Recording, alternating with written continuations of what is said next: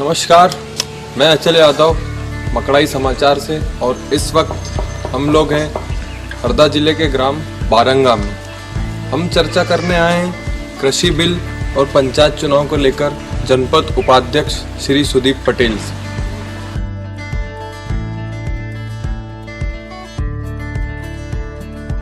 हमारे साथ हैं खिड़किया जनपद उपाध्यक्ष श्री सुदीप पटेल। सबसे पहले तो आपका मकड़ाई समाचार में बहुत बहुत स्वागत। धन्यवाद।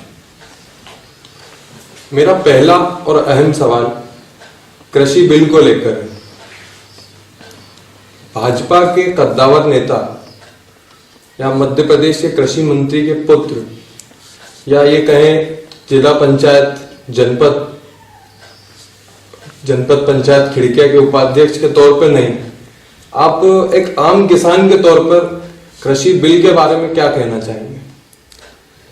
देखिए, चाहे जनपद उपाध्यक्ष खिड़किया के तौर पे हो या फिर एक आम किसान के तौर पे हो, मैं इस कृषि बिल को यही मानता हूं कि जो केंद्र की सरकार जी ने 3 बिल लाए हैं और मध्य प्रदेश की सरकार ने भी कृषि के क्षेत्र में अहम मंडी में जो संशोधन किया है, कुछ मॉडल मंडी बनाने के लिए, वो एक तरीके से स्वागत योग्य कदम है। हमारी सरकार के ऊपर ये आरोप लगते थे कि किसान के क्षेत्र में हम कुछ नहीं करें, कृषि के क्षेत्र में हम कुछ नहीं कर रहे। लेकिन आप देखेंगे कि जब से लॉकडाउन लगा है तब से 6 महीने में देश में कृषि के ऊपर ही पूरी चर्चाएं हो रही है और कृषि के क्षेत्र पर ही सभी सरकारों का ध्यान भी है। और जो निर्णय सरकार ने लिया है, पूर्ण बहुमत की सरकार ने लिया है, संसद में चर्चा करा कर लिया है। ये एनडीए की सरकार है, इसमें सभी सहयोगी दल हैं, सभी ने उस पर कुछ सोच समझ के निर्णय लिया होगा। लेकिन फिर भी अगर देश में आंदोलन हो रहे हैं और किसान सड़क पे हैं केवल कुछ राज्यों में, देश के 29 राज्यों में से राजधानी के समीपवर्ती कुछ प्रदेश जहाँ पर हो सकता है चुनाव हो, जिसका कोई राजनीतिक कारण भी हो सकता है, वो ठीक है, हर आंदोलन के पीछे राजनीतिक कारण होता है। लेकिन अगर कृषि उस बिल में कुछ अगर जरूरत लगती है तो सरकार बोल रही है चर्चा करने के लिए, चर्चा करेंगे, उसका भी हल निकलेगा। जो एनडीए का सहयोगी दल था अकाली दल, वो एनडीए से नाता तोड़ चुका है इस कृषि बिल को लेकर। तो उनकी नाराजगी के पीछे क्या वजह है? देखिए, 2022 में पंजाब में चुनाव बिल्कुल सीधा सा कारण है। वहां पर अभी तक अकाली दल और कांग्रेस पार्टी दोनों मुख्य मुकाबला उन्हीं के बीच में होता है। लेकिन अब भारतीय जनता पार्टी, जिसकी पूरी केंद्र में सरकारें हैं, आधे से ज्यादा राज्यों में सरकारें हैं, और जो किसान हित में इतना अच्छा निर्णय ले रहे हैं, तो पंजाब जो कृषि प्रधान सबसे प्रमुख प्रदेश है भारत का, और हरियाणा में सरकार भाजपा की काम कर रही है, हिमाचल में कर रही है, उत्तराखंड में कर रही है, कई आसपास के प्रदेशों में कर रही है। तो वहां दोनों जो राजनीतिक दल हैं, कांग्रेस के अमरिंदर सिंह जी और अकाली दल के बादल परिवार, उनको बिल्कुल उनकी जमीन हिल गई है। दोनों इस बिल के नाम पर आंदोलन करके जनता को भड़काकर फायदा लेना चाहते हैं। पूरी तरीके से राजनीतिक स्टंट था। अगर कोई केंद्रीय मंत्री अचानक इस्तीफा देता है तो उसका आप सीधा कारण समझिए ना। कोई मीडिया में भी किसी को नहीं पता था। आप प्रधानमंत्री जी से बात करते, आप कृषि मंत्री जी से बात करते, या यूं कहें कि बिल्कुल अकाली दल अपनी राजनीतिक जमीन को बिल्कुल भारतीय जनता पार्टी इस समय, हमारे को आरोप लगते थे कि भारतीय जनता पार्टी शहर की पार्टी है, जो शहर में लोग निवास रखते हैं उनके हित की पार्टी, काऊ बेल्ट यानी हिंदी प्रदेश की पार्टी है। लेकिन अब पूर्व में भी है, उत्तर में भी है, दक्षिण में भी है, अनुसूचित जाति जनजाति की भी पार्टी भारतीय जनता पार्टी है, और किसानों की भी पार्टी भारतीय जनता पार्टी, व्यापारियों की भी, तो सभी वर्गों के लिए तो बिल्कुल तरीके से बिल्कुल उनकी वो सहन नहीं कर पा रहे हैं कि ये बिल्कुल कहाँ कैसे जैसे प्रदेश में जहाँ 4 सीट से सीधे 40 पे जा रहे हैं, सरकार बना रहे हैं, दक्षिण में बढ़ रहे हैं। तो उसका भी कारण सीधा सा पंजाब में राजनीतिक कारण है, महाराष्ट्र में भी राजनीतिक कारण। कृषि में समृद्धि की बात करें, संपन्नता की बात करें, तो हरदा को मध्य प्रदेश का पंजाब कहा जाता है। आप इस क्षेत्र तो ये हरदा को बनाना चाहते हैं कि देश में आगे लोग उदाहरण दे दूसरे प्रदेशों में कि जैसे पंजाब भारत का पंजाब, ऐसा लोग कहें कि भारत का हरदा है। कृषि के क्षेत्र में हरदा जो है उसकी तुलना पंजाब से की जाती है, हरियाणा से की जाती है, सभी जगहों से की जाती है, और होना भी चाहिए तुलनात्मक अध्ययन। लेकिन हरदा अपने आप में कृषि प्रधान जिला है, शुरू से है। यहाँ पर सिंचाई भी बहुत पहले से है, यहाँ की मिट्टी, यहाँ की जलवायु सब कृषि के क्षेत्र में अच्छी है, और यहाँ उत्पादन में यहाँ के किसान मेहनती हैं। पूरा इसमें अगर मैं किसी को इसको हरदा को इतना आगे देश भर में नाम आया है, तो आप उसमें हमारे मेहनती किसान हैं। आज ट्रैक्टर जो है भारत में, पंजाब में भी कई जिले होंगे, हरियाणा में जिले हैं, साउथ में जिले हैं, लेकिन 1 वर्ग किलोमीटर में अगर किसी किसान 1000 किसान है तो वहां पे सबसे अधिक संसाधन ट्रैक्टर हो, हार्वेस्टर हो, कृषि यंत्र हो, पूरे सब हरदा जिले में है। पूरे उसी से पता लग जाता है कृषि में क्षेत्र में कौन आगे, उत्पादन से पता लगता है कि भाई पूरे से पूरा साल जब पूरे मध्य प्रदेश में सोयाबीन खराब हुई हो तब भी हरदा की कुछ तहसीलों में मेहनती किसानों ने अगर सोयाबीन पैदा की है तो मतलब आप समझिए कि यहाँ के किसान कितने मेहनती और कितने अच्छे नई तकनीक को लेकर आगे बढ़ रहे हैं। जैसे एक बात सामने आई है, जिले के भी कुछ किसान संगठन है जो दिल्ली में चल रहे आंदोलन को अपना समर्थन दे रहे हैं। बिल्कुल, अब जब कृषि प्रधान हरदा जिला है तो हरदा जिले में कई किसान संगठन काम कर रहे हैं। हर दल के भी अपने संगठन होते हैं और वो लोग समर्थन कर रहे हैं, अपनी विचारधारा रख रहे हैं, अपनी जायज, और रखना भी चाहिए। मैं तो उसका समर्थन भी करता हूँ। अगर आपकी जायज मांग है, आपको गांधीवादी तरीके से आप उसका अपना पक्ष रख रहे हैं, सरकार सुन रही है उनका पक्ष, बहुत अच्छी बात है। लेकिन उसमें आप हिंसा का रूप अगर अख्तियार करते हैं और उसमें आपका कोई राजनीतिक हित है, आप बात ही नहीं मान रहे हो, अड़ियल रवैया अपना रहे हो, तो मैं उसको अच्छा नहीं बात नहीं मानता। और कुछ संगठन है ऐसे, कुछ संगठन ऐसे हैं कि जो होती हुई काम को बिगाड़ना चाहते हैं और बिगाड़ा है उन्होंने कई बार। ऐसा किसान आंदोलन हिंसात्मक रूप का कारण वही बना बाद में। चलिए अब पंचायत चुनाव पर आते हैं। पंचायत चुनाव को लेकर काफी अटकलें कब होने वाले हैं, या आरक्षण में बदलाव को लेकर भी थोड़ा असमंजस चल रहा है, लोगों के मन में सवाल भी हैं। देखिए, पंचायत चुनाव कब होंगे ये तो चुनाव आयोग तय करता है जी। पंचायत जो विषय है, या हमारा मंडी अधिनियम हो या हमारे नगर पालिका, ये सब राज्य का चुनाव आयोग अपने आधार पर करता है। चुनाव क्यों लेट हुए, सब पूरी प्रक्रिया हो गई थी कोर्ट से, आरक्षण की भी पूरी प्रक्रिया हो गई थी और उसको हाईकोर्ट में लोगों ने चुनौती दी, जिसको भी माननीय हाईकोर्ट ने जबलपुर ने खारिज किया। और चुनाव होने ही वाले थे, घोषणा होने वाली थी, लेकिन देश भर में कोरोना आ गया। कोरोना की हो गया तो हमारा 1 साल के लिए जो नई सरकार बनी है उसने हमारा कार्यकाल बढ़ाया और सभी जगह हमारे माननीय सरपंच बिना मानदेय के अपना समय देकर कार्य कर रहे हैं, मनरेगा का कार्य कर रहे हैं। पंचायत के क्षेत्र में रोजगार के अवसर अगर किसी ने पैदा किए ग्रामीण क्षेत्रों में, तो हमारे पंचायत राज विभाग के अंतर्गत आने वाले में सचिव, सरपंच, उप सरपंच, जिला पंचायत, जनपद, सभी को बधाई देता हूँ। आज मनरेगा में मध्य प्रदेश देश में नंबर 1 है आज की तारीख में।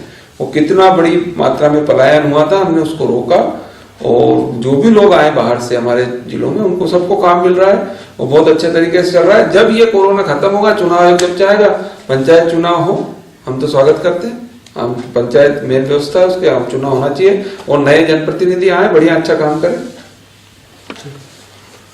जैसे अभी हाल ही में जो उपचुनाव हुए, तो भाजपा ने एकदम से जीत का परचम लहरा दिया, रिकॉर्ड मतों से कई विधायक जीते। तुलसी सिलावट की बात की जाए या मांधाता से नारायण पटेल जी की बात की जाए, लेकिन फिर भी जो मंत्रिमंडल विस्तार होना है इसमें इतनी देरी क्यों? क्या मतलब सिंधिया गुट को एडजस्ट करने में कुछ दिक्कतें आ रही हैं? देखिए, कोई नई रणनीति, मंत्रिमंडल ऐसी स्थिति में बना, किस परिस्थिति में बना, देश किस समय से गुजर रहा था और एक बहुत विशेष परिस्थिति थी, उसमें मुख्यमंत्री जी का पूरा अधिकार होता है मंत्रिमंडल बनाने का। मुख्यमंत्री जी ने बहुत अच्छा निर्णय लिया। जब जब उनको जैसी जरूरत थी, उनको अगर अकेले सरकार चलानी रही उन्होंने, उस समय बिल्कुल लॉकडाउन था, अकेले काम किया वल्लभ भवन में बैठ के। फिर उनको लगा कि हमें 5 मंत्री बनाना चाहिए, जो आगे का समय निकालेंगे, 5 मंत्री बनाए। फिर उनको लगा कि मंत्रिमंडल का विस्तार होना चाहिए सभी क्षेत्रों का, उन्होंने मंत्रिमंडल का विस्तार किया। और आगे भी माननीय मुख्यमंत्री जी का विशेष अधिकार है, वो जब जैसा उचित समझेंगे करेंगे। और मैं तो समझता हूँ कि बहुत अच्छा निर्णय लेंगे, बहुत योग्य निर्णय लेंगे, बहुत अनुभवी मुख्यमंत्री जी हमारे।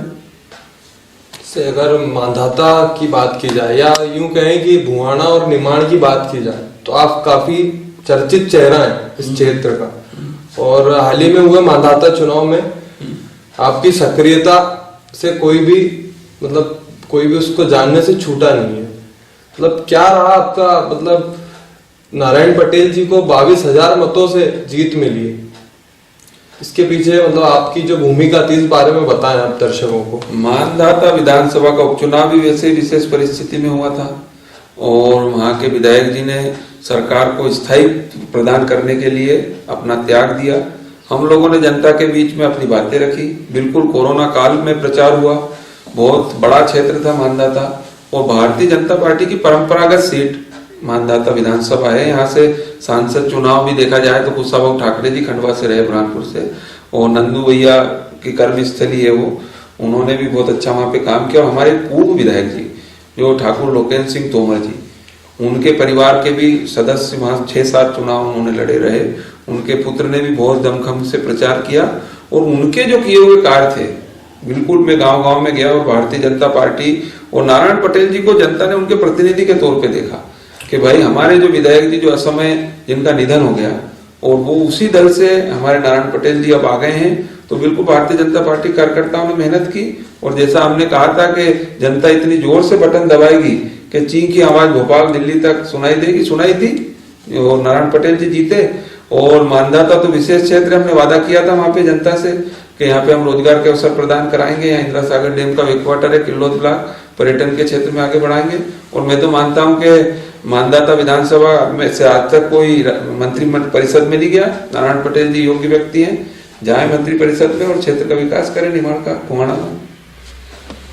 जैसे उपचुनाव की बात की जाए तो भाजपा के बड़े बड़े नेता कार्यकर्ता इन लोगों ने एक अलग विचारधारा के नेताओं के लिए काम किया। तो उस विचारधारा के नेताओं के लिए भाजपा कार्यकर्ताओं ने जब काम किया तो उसमें आपने सामंजस्य कैसे बिठाया? पार्टी ने विपरीत स्थिति थी, सामने वाले की विचारधारा अलग थी।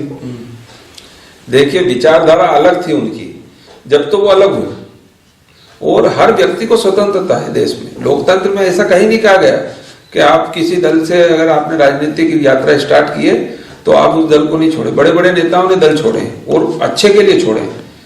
कोई छोड़ता अपने स्वार्थ के लिए, कोई छोड़ता है कुछ अच्छा करने के लिए। भाई जो व्यक्ति आज खुद मंत्री है, आप समझिए उस बात को, अब तो इलेक्शन हो गए, जनता ने भी मोहर लगा दी, जो खुद मंत्री है और जो जनता के पास वादा करके गए थे और जो सत्ता पक्ष के हैं, भाई उन्होंने दल छोड़ा और फिर वो ऐसा नहीं कि इस्तीफा देके जनता के बीच में गए, जनता से उसकी मोहर लगवाई और विचारधारा को अपनी बदली। तो विचारधारा बदली तो उसका स्वागत किया हमने भी, हमारी विचारधारा उनको पसंद आई और हम लोगों ने कितना मिलकर काम किया।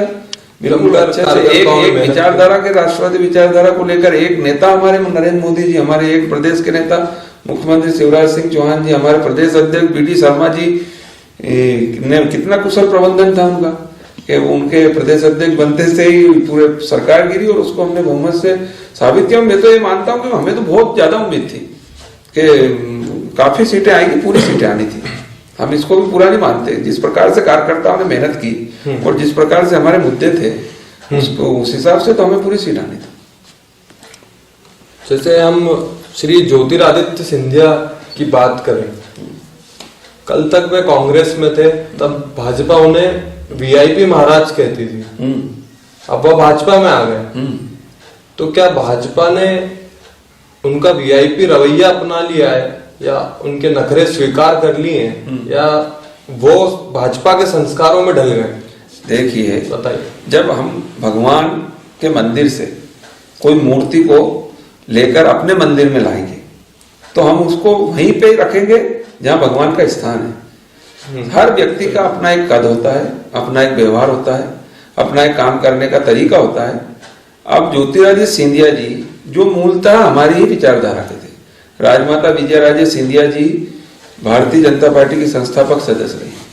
माधवराव सिंधिया जी 1971 में पहली बार जनसंघ से चुनाव जीते और उनकी बुआ हमारे प्रदेश की मुख्यमंत्री रही है, राजस्थान की वसुंधरा राजे जी, यशोधरा राजे भी रही है। अब ज्योतिरादित्य सिंधिया जी हो सकता है किसी परिस्थिति में कांग्रेस विचारधारा से जुड़ गए होंगे राजनीति के बाद, लेकिन वो अब हमारे सही समय पे आए और बिल्कुल अच्छा। मैं तो मानता हूं कि उन्होंने इतना बढ़िया देश में युवाओं को वो दिया है एक संदेश कि आप लोग मोदी जी के साथ जुड़िए। पूरे देश के युवा सिंधिया जी के साथ है। अभी तो मध्य प्रदेश में फायदा मिला है, सिंधिया जी का फायदा हमें राजस्थान में मिलेगा, उत्तर प्रदेश में मिलेगा, महाराष्ट्र में मिलेगा पूरे देश में मिलेगा, पूरे देश में सिंधिया जी के साथ लोग युवा जुड़े। कोरोना की बात अगर की जाए तो जब मध्य प्रदेश में उपचुनाव थे या किसी अन्य राज्यों में भी उपचुनाव, उस समय चुनाव थे, बिहार में चुनाव थे, तब कोरोना को एकदम अनदेखा किया गया। सरकारों ने भी कोरोना को लेकर ये आंकड़े पेश किए कि मरीज कम हो चुके हैं या कोरोना थम चुका है। लेकिन जैसे ही चुनाव खत्म हुए, इंदौर, ग्वालियर, भोपाल, जबलपुर, इन शहरों में कोरोना के मरीजों का आंकड़ा एकदम से अचानक चुनाव होते ही बढ़ा है। तो कोई आंकड़ों में किसी गफलत की आशंका है या ऐसा कुछ, या उनको छुपाया गया, चुनाव के लिए आंकड़ों को मतलब बाहर आने से रोका गया? देखिए, मैं आपकी आशंका का समाधान कर देता हूँ। कोरोना एक अज्ञात बीमारी है। आप उस बीमारी को समझिए, वो पूरे देश में और विश्व में कैसे फैली। जब शुरू में वो चाइना में आई, कुछ एक देशों में आई, बड़े बड़े शहरों में आई, तो इसमें इसका कोई इलाज तो था नहीं, बस एक हमको बचाव करना था। सरकार ने अपने अपने देश में अपने अपने हिसाब से बचाव किए। भारत में भी प्रधानमंत्री जी ने लॉकडाउन लगाया, जनता कर्फ्यू लगाया, जनता ने उसका समर्थन किया। फिर उसके रिजल्ट्स देखे सरकार ने, फिर उसमें धीरे धीरे करके ही छूट दी गई। लॉकडाउन के बाद अनलॉक भी धीरे धीरे हुआ। फिर सामान्य परिस्थिति हुई। और इसके आप डॉक्टर्स से भी मानेंगे तो एक चरण चलता है कि भाई अभी पीक पे चल रहा है, मौसम के हिसाब से भी चेंज होता है। तो जब मेरे को ऐसा मानता हूं मैं कि चुनाव आयोग ने जब चुनाव की तिथि तय की तो उन्होंने सभी पक्षों से जानकारी ऐसे समय में चुनाव कराया कि जिस समय कोरोना का इफेक्ट कम हुआ था। लॉकडाउन के बाद में एकदम से अनलॉक हुआ। अनलॉक के बाद में क्षेत्र खुले, बाजार खुले, और उसका फिर देखी कि रफ्तार इतनी ज्यादा नहीं है। और ठंड का समय में ऑलरेडी पता है कि कोरोना ऐसे समय में कोई भी वायरस हो, कोरोना का क्या, स्वाइन फ्लू का हो, कोई भी बीमारी, वायरस बढ़ते हैं। तो चुनाव आयोग ने सही समय पे चुनाव करा लिया अपना।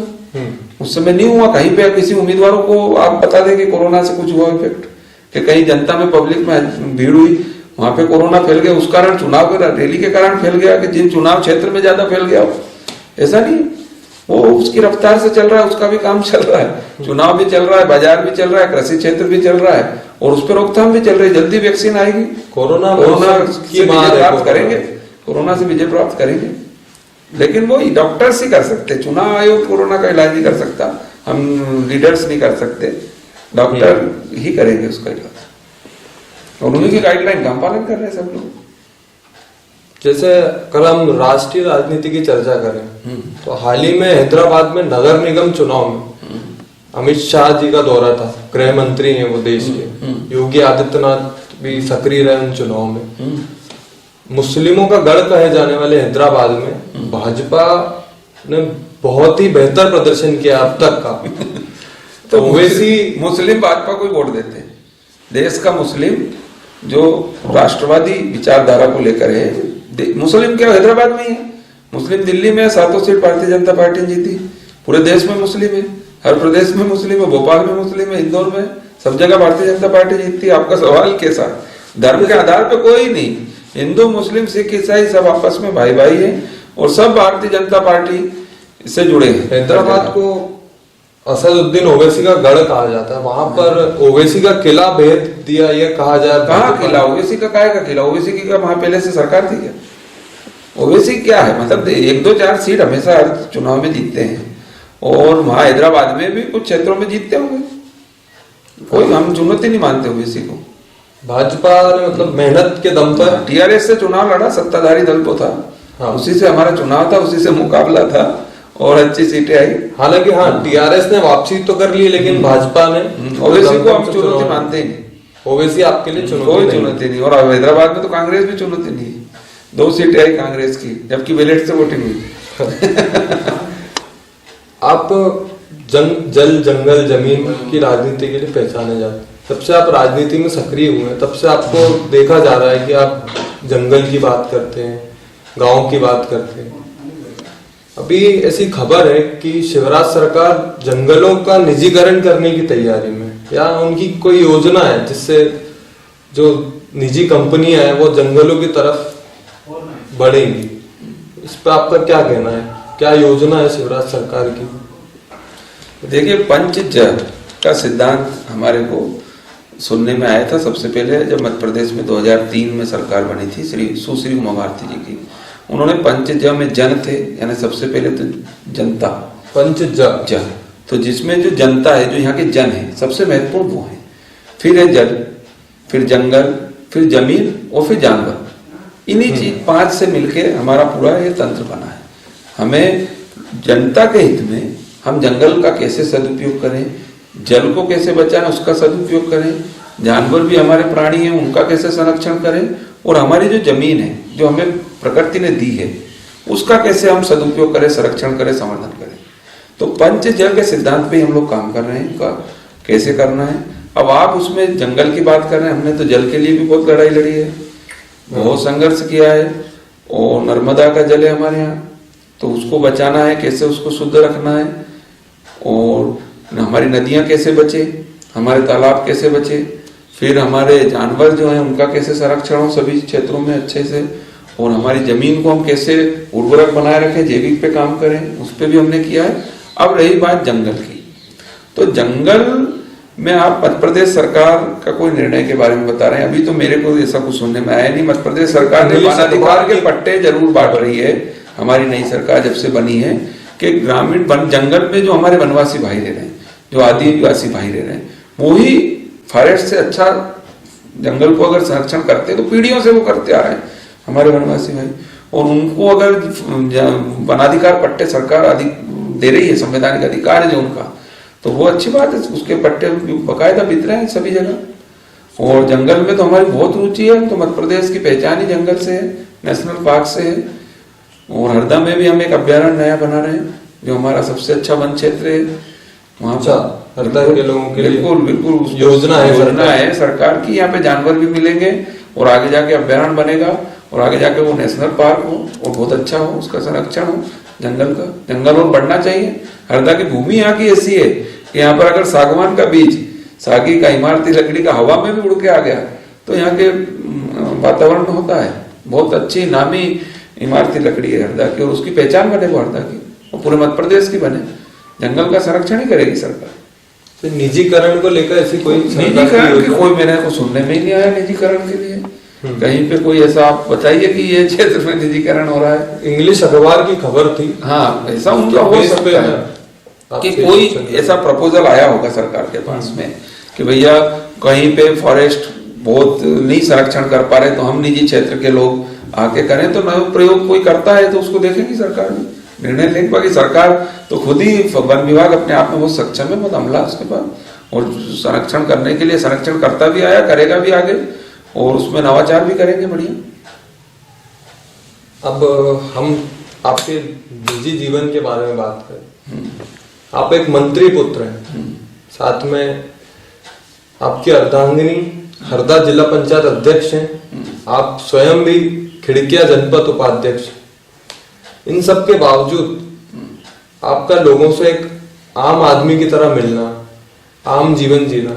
अभी हम लोग जब आपके गांव आए तब भी आप आपके खेतों में मजदूरों के साथ कोई काम करवा रहे थे, तो मतलब आप अपने आप को वीआईपी महसूस नहीं करते, या आपको जो लोगों से मिलने में आप सहजता रखते हैं, उसको लेकर आप क्या कहेंगे? आप बताइए थोड़ा दर्शकों। देखिए, मंत्री पुत्र तो कोई पद होता ही नहीं है और ना कोई मैं प्रतिनिधि को मानता हूँ। भाई हम एक किसान हैं, किसान परिवार से हैं, और मैं जनपद पंचायत का उपाध्यक्ष हूँ। बिल्कुल एक निचले स्तर पे हमको काम करना है ग्रामीण क्षेत्रों में, और उसकी जिम्मेदारी हमको मिली है, तो उसको हम निभाते हैं बाकायदा। और जितने सहज सरल होंगे उतना ही अच्छे से हम पंचायत राज और दूसरे क्षेत्रों में काम कर पाएंगे। किसान के नाते अगर हम रोज खेत में जाएंगे तभी तो हमारी फसल होगी। बिल्कुल कृषि से जुड़े हुए हैं, जमीन से जुड़े हुए हैं, और हमेशा रहेंगे। उसमें कहीं भी कोई वीआईपी कल्चर होना अच्छी बात है, लेकिन हम लोगों को नहीं लगता कि वीआईपी बन के रहना, हम आम नागरिक बन के रहते हैं, वैसे उसी में मजा आता है। आपको देखा गया, आप लोगों से लगातार मिलते रहते हैं। बिल्कुल, आप क्षेत्र का दौरा लगातार करते रहते हैं। बिल्कुल करना भी चाहिए। बिल्कुल जनता से संपर्क बने रहना चाहिए सभी लोगों से। मैं तो यही कहता हूँ कि बिल्कुल जब चुनाव हो तब भी वैसे ही रहो कार्यकर्ता के नाते, जब चुनाव नहीं हो तब भी वैसे ही रहे। वो बिल्कुल सबसे संपर्क बने रहना चाहिए, उसी से समस्याओं का भी पता लगता है, और जमीन से जुड़े रहना चाहिए। बिल्कुल। हमारे घर में सभी लोग, हमारे पिताजी का भी वैसे नेचर है, हमारे दादाजी भी पंचायत राज से रहे, ग्रामीण क्षेत्र से निर्वाचित होकर आते थे, उनका भी, और आने वाली हमारी 7 पीढ़ियां भी जनता से जुड़ी रहेगी, किसानी ही करेगी और बिल्कुल जमीन से जुड़े लोग रहेंगे। हरदा जिले के ग्रामीण, आप भुआड़ा निमाड़ का एक प्रतिनिधित्व करते हैं, बड़ा चेहरा है, किसान आंदोलन चल रहा है, माहौल आप जानते ही क्या है। आप अपने क्षेत्र के किसानों के लिए क्या संदेश देना चाहते हैं हमारे माध्यम से? आप मैं देश के किसानों से यही संदेश देना चाहता हूं कि जो कृषि बिल सरकार लाई है वो आपके ही वोट से चुनी हुई सरकार है, आपने ही उनको जिम्मेदारी दी है, तो वो आपके हित में ही निर्णय लेंगे। आप कृषि बिल किस परिस्थिति में आया है उसको पहले इम्प्लीमेंट होने दें। अगर उसमें कोई विसंगति आएगी, कृषि क्षेत्र ऐसा क्षेत्र है इसमें आप कागज में नहीं पे देख सकते, वो जब इम्प्लीमेंट होगा तब उसकी अच्छाइयां बुराइयां पता लगेगी। अब उसको देखें, ये सरकार उसको बदल देगी। अगर कुछ भी गड़बड़ होगा तो आप सरकार पे विश्वास रखें, सरकार आपके हित में निर्णय ले रही है। और हम लोग हैं बीच में सब, क्या पूरे विधायक सांसद हैं आपके क्षेत्र का, आपको अगर कोई समस्या है आप संसद में उठवाइए, हमारे सांसद जी उठाएंगे उस मुद्दे को, विधायक विधानसभा में उठाएंगे, क्षेत्र में वो कृषि बिल को इम्प्लीमेंट तो होने दो। कोई भी चीज अगर आई है आप बिना उसके इम्प्लीमेंट किए हुए कैसे निर्णय ले लेंगे? कल हम आज तक चैनल पे देख रहे थे कि इस बिल का तुरंत फायदा हुआ कुछ किसानों को। हमारे यहाँ सोयाबीन के समर्थन मूल्य से ऊपर बिक रही है, मंडी में बिक रही है, आईटीसी खरीद रही है, बाहर से व्यापारी आ रहे हैं, फायदा हो रहा है उसका। अगर कहीं पे कुछ बिचौलिया या कुछ नुकसान होगा, या ये एमएसपी की बात कर रहे हैं, अभी एमएसपी से नीचे अगर बिक जाएगा या एमएसपी बंद हो जाएगी, खाली अफवाह है, और होगा तो हम बैठे हैं ना, देखेंगे। सभी दल है, सब जनप्रतिनिधि हैं, किसान के विरोध में निर्णय कैसे ले लें? हम भी तो किसान, हम भी तो किसान है, अधिकतर विधायक सांसद भी तो किसान है, प्रधानमंत्री मुख्यमंत्री जी भी तो किसान है। हाँ बिल्कुल, इतना बड़ा देश कृषि आधारित देश है, कृषि मंत्री खुद किसान, खुद किसान है, सब कृषि के क्षेत्र में काम कर रहे हैं। और समय आने दो, जैसा जैसा होगा उसमें चेंज करेंगे और अच्छी चीजें लाएंगे। सरकार से पूरे विश्वास रखिए, मैं तो ये कहता हूँ। जैसे अभी कुछ दिनों पहले शिवराज सिंह जी के ससुर हैं जो, उनका देहांत हो गया, उनकी शोक सभा में कृषि मंत्री भी गए थे, मुख्यमंत्री भी मौजूद थे, वहां पे पूर्व मुख्यमंत्री भी कमलनाथ गए थे। वहां पे किसी कार्यकर्ता द्वारा एक तस्वीर खींची गई जिसमें एक तरफ कृषि मंत्री है, बीच में मुख्यमंत्री और नेता प्रतिपक्ष कमलनाथ खड़े हैं, पूर्व मुख्यमंत्री भी हैं। उसको लेकर काफी आपके जैसे समर्थक कहें या सोशल मीडिया पे ऐसा एक माहौल बना, तो उन फोटो पे कैप्शन था, पटेल जिस तरफ थे वहां लिखा हुआ था भावी मुख्यमंत्री, शिवराज सिंह चौहान वर्तमान मुख्यमंत्री और कमलनाथ पूर्व मुख्यमंत्री। तो आप बताएं दर्शकों को, क्या हरदा जिले को भविष्य में ऐसी कोई बड़ी जिम्मेदारी मिल सकती है, या हमारे जो विधायक हैं हरदा से वो मुख्यमंत्री पद से नवाजे जा सकते हैं भाजपा से, उनको भाजपा, या यूं कहें कि वो दावेदारी कर सकते हैं भविष्य में मुख्यमंत्री पद को लेकर? देखिए, आप किस फोटो की बात करें मैंने देखा नहीं, और आमतौर पे नेता मिलते हैं आपस में। हमारे सम्मानित नेता प्रतिपक्ष जी है कमलनाथ जी, उनके साथ में कोई फोटो आया होगा पापा जी का मीडिया में, सोशल मीडिया में, वो किसी ने लिख दिया होगा। बाकी माननीय मुख्यमंत्री शिवराज सिंह चौहान जी बहुत अच्छा काम कर रहे हैं, और हरदा जिले के लिए तो मैं मानता हूँ कि कृषि मंत्री ही कितना महत्वपूर्ण पद है, और कितना जिम्मेदारी जो उनको मिली है वो कितनी बड़ी जिम्मेदारी है। क्या कोई वो कमजोर चीज है? बिल्कुल कृषि मंत्री के तौर पे ही काम करते रहेंगे।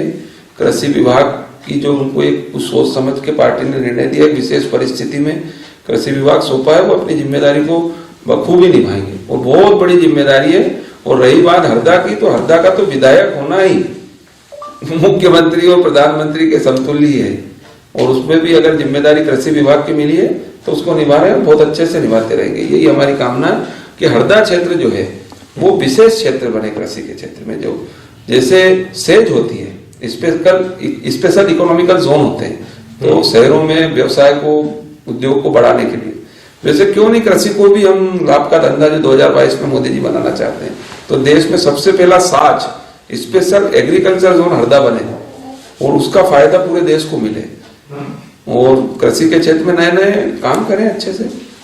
हम तो यही चाहते हैं बिल्कुल जीवन भर कृषि मंत्री रहे कृषि के क्षेत्र में, और जो भी जिम्मेदारी मिलेगी कृषि के क्षेत्र में, अब कृषि तो उनके साथ हमेशा के लिए जुड़ गया है, कृषि के क्षेत्र में काम करते रहे। हम वापस पंचायत चुनाव पर आते हैं। पिछले पंचायत चुनाव की बात करें तो आप एक सबसे बड़ा चेहरा बन के उभरे, जिला पंचायत में भी जीत का परचम ले रहा है, जनपदें देखिए हरदा, खिड़किया, टिमरनी, भाजपा को जीत मिली। इस पंचायत चुनाव में कृषि बिल भी है, आंदोलन चल रहा है किसानों का, रोष भी एक तरफ किसानों में केंद्र सरकार की योजनाओं को लेकर। ये भाजपा के लिए या आपके लिए ये पंचायत चुनाव कितना महत्वपूर्ण है और क्या तैयारियां आपकी इसको लेकर? देखिए, पंचायती राज व्यवस्था जो है बहुत महत्वपूर्ण कड़ी है लोकतंत्र की। अगर पहली कड़ी है तो पंचायत राज है। वो बहुत ग्रामीण समय में आप देखिए कि पहले जब कोई राज व्यवस्था थी, तब भी उससे भी पहले जब राजा हुआ करते थे, उससे भी पहले भारत में लोकतंत्र मजबूत था। और पंच परमेश्वर जो हम कहते हैं कि गांव में अगर कोई निर्णय होता था तो 5 आदमी जो पंच होते थे उनको परमेश्वर का रूप दिया जाता था, और वो 5 लोग बैठ के एक पेड़ के नीचे, उसमें भी बरगद का पेड़ होता था, उसके नीचे बैठकर भगवान को साक्षी मानकर सत्य निर्णय देते थे, और उसको पूरा गांव मानता था। उस समय की पूरी व्यवस्था थी, और वही धीरे धीरे आगे बढ़कर संसद का रूप लिया, लोकतंत्र का रूप लिया, और बहुमत के आधार पर हमारे देश में 73वां और 74वां संविधान संशोधन हुआ। उसमें 1991 में तत्कालीन सरकार ने उसको त्रिस्तरीय पंचायती राज को लागू किया। 1995 में मध्य प्रदेश में पहली बार पंचायत राज व्यवस्था के त्रिस्तरीय के चुनाव हुए, राजस्थान में सबसे पहला चुनाव हुआ था, और फिर ये पूरे देश में लागू हुआ। तो उस पंचायती राज व्यवस्था को लागू करने का मुख्य उद्देश्य ये था कि देश की केंद्र में एक सरकार बैठी है दिल्ली में, और हर राज्यों की राजधानियों में एक सरकार बैठी है। वो दो जो सरकारें हैं, और एक हमारा एक विश्व बैंक है, या विश्व की पूरी हमारी जो व्यवस्था है, वहां पे कोई कुछ निर्णय होता है तो उसको ग्राउंड तक कैसे पहुंचे। दिल्ली से बैठा हुआ आदमी भेज रहा है, वहां से तमिलनाडु के अंतिम छोर जिले तक वो योजना कैसे पहुंचे, तो उसका काम जिम्मेदारी हमारी पंचायती राज व्यवस्था करती है। वो बहुत महत्वपूर्ण कड़ी है। गांव का पूरा प्रमुख होता है, उसमें एक ब्लॉक लेवल पे अगर उसको हेल्प लगती है सरपंच को, तो उसके लिए जनपद वाली व्यवस्था है, उनके भी कार्य बटे हुए हैं। और एक जिला मुख्यालय पे भी एक ऐसी समिति बने, कमेटी बने, जो वहां से बैठ के वो पूरा करे। वो बहुत अच्छे से लागू हुआ। ये जब शुरू में लागू हो रहे थे पंचायती राज व्यवस्था, तब विधायक सांसदों ने बहुत उस पर शंका आशंका व्यक्त की थी कि आप अधिकारियों ने की थी बड़े बड़े, कि हम सरपंच के आगे कैसे खड़े होंगे, हम तो IAS है, मसूरी से ट्रेनिंग करके आए हैं, गांव का एक व्यक्ति आके सरपंच बन जाएगा, वो हमको आदेश देगा। लेकिन लागू हुआ भारत में पंचायत राज, सक्सेसफुली हुआ। कई क्षेत्रों में सरपंचों ने बहुत अच्छे काम किए। पंचायती राज व्यवस्था पूरी योजनाओं को आज अगर एक सरपंच ठान ले, तो मैं मानता हूं कि केंद्रीय मंत्री या प्रधानमंत्री या मुख्यमंत्री से भी अच्छा काम अपने गांव में कर सकता है। बिल्कुल, और कर रहे हैं कई जगह। और पंचायती राज व्यवस्था लागू हुई उसका बिल्कुल, हमने तो, आप हरदा, खिड़किया, टिमरनी की मान रहे हैं, हमने तो पूरा पंचायती राज जो व्यवस्था थी उसको पूरे मध्य प्रदेश के लोगों का एक संगठन बनाया। पूरे देश लेवल पे हम लोग जाके 2 अक्टूबर को गांधी जयंती पे हमारी जो भी समस्या आती है हमको साल भर की, वो हम सरकारों के माध्यम से रखते हैं गांधीवादी तरीके से। और पूरे देश में पंचायती राज व्यवस्था में जिसको जो मदद लगती है मैं बिल्कुल करता हूँ सबको, और बिल्कुल उसको हल करते हैं, काम करते हैं ग्रामीण क्षेत्र में। अब जो पंचायत चुनाव होने वाले हैं, आप वर्तमान में जिला पंचायत अध्यक्ष और जनपद उपाध्यक्ष दोनों ही आप ही को कहा जाए? नहीं ऐसा गलत है। फिर भी तो अब दोबारा आप दावेदारी करेंगे जिला पंचायत अध्यक्ष की और जनपद की? देखिए, आरक्षण व्यवस्था महत्वपूर्ण होती है। एक कौन सा क्षेत्र किस, और हर बार क्षेत्र बदलते हैं, और इस बार भी शायद हमारे वार्ड जो है वो अनुसूचित जाति वर्ग के लिए आरक्षित हुए हैं, और अभी जिला पंचायत अध्यक्ष का आरक्षण होना बाकी है।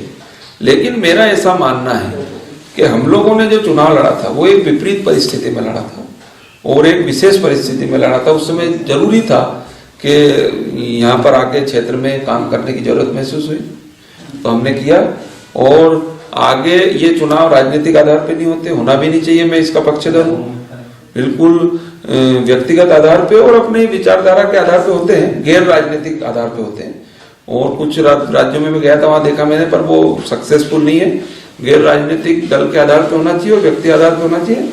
और जो भी आरक्षण होता है 50% आरक्षण महिलाओं का है और बाकी भी सभी वर्गों को आरक्षण है, उसमें नए लोग आए, हम तो ये चाहते हैं बिल्कुल। और उसके बाद भी अगर कोई स्थिति परिस्थिति बनती है और जनता कहेगी तो हम उसके लिए तैयार हैं पूरी तरीके से। एक आखिरी सवाल आपसे, अभी तक देखा गया आप राजनीति में तो काफी सक्रिय हैं और चर्चित चेहरा है, लेकिन फिर भी भारतीय जनता पार्टी से कोई पद, संगठन का कोई पद आपने कभी लिया नहीं, तो उसके पीछे क्या कारण है? कारण नहीं, भारतीय जनता पार्टी में हमारे पापा जी जुड़े हुए हैं, भैया युवा मोर्चा में काम करते हैं और भारतीय जनता पार्टी में है हमारे पास बहुत बड़ा पद है कार्यकर्ता का, और उसको बकायदा हम निभाते हैं। कार्यकर्ता का पद, आप कार्यकर्ता का पद हमारे पास है, सबसे बड़ा पद है और ऐसा पद है जिससे कोई हटा ही नहीं सकता और उसमें काम करते हैं हम लोग और करना भी चाहिए उसी भाव से। भारतीय जनता पार्टी में सभी कार्यकर्ता के नाते ही काम करते हैं, जिसको पार्टी जिम्मेदारी दे देती है फिर वो अपना समय के लिए उसका निर्वहन करता है। तो हमारे साथ थे सुदीप पटेल, जिनसे कई अहम मुद्दों पर चर्चा हुई और उन्होंने हर सवाल का बेबाक तरीके से जवाब दिया।